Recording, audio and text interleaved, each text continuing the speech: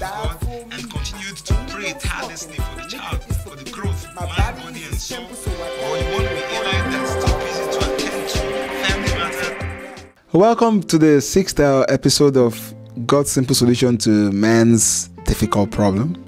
The reason why things are bad is not your church. Your conscience is actually your problem, not your pastor, not your wife. Macbeth in hell would blame his wife for misleading him, but no, it's not his wife. It's his greed, his ambition, his covetousness.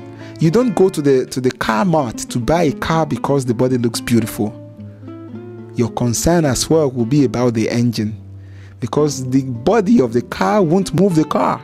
Something has to propel the engine before the body can move. When your conscience is terrible, your disposition will be really messy. It will bring disgrace.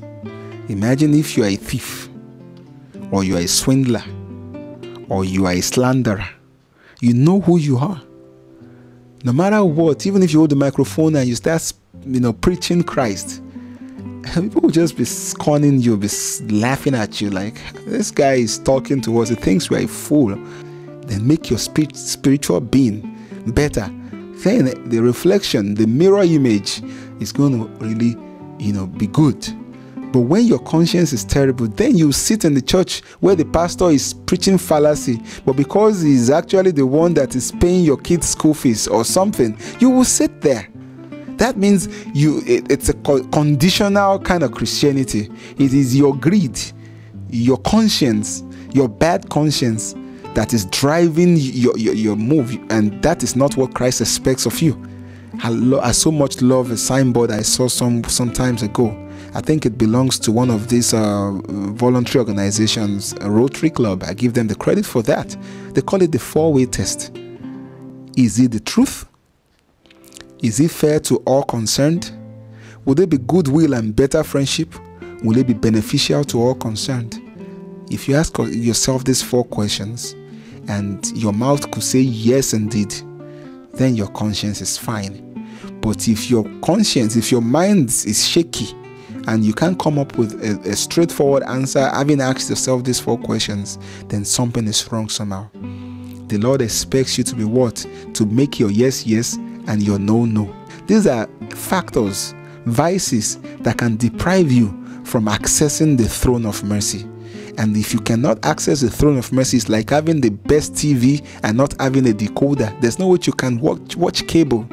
It's very impossible. You really have to find time to evaluate your life, to ask yourself the question, what I did to Sister Bimpe, is it fair? What I did to Brother Sam, is it good? If it's done to me, will I not cry foul?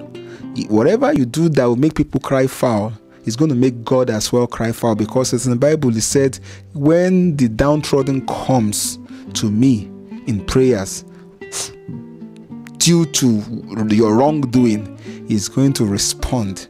That means He's going to deal with you. It's not as easy as said. It takes you sitting back and really being hard on yourself, being truthful to yourself, that look, the way I'm going, if God should send Jesus today, if Jesus has to arrive today, will He take me home? If whatsoever you do would not take you home, if Jesus is to come in this second, then you have to have a U-turn. Because if your conscience says it's good, despite that you know that it's bad, then your conscience is faulty. If you believe you can cheat people and go scot-free, and if they want to cry foul, you send assassin to kill them, know that there's a God in heaven that sees everything.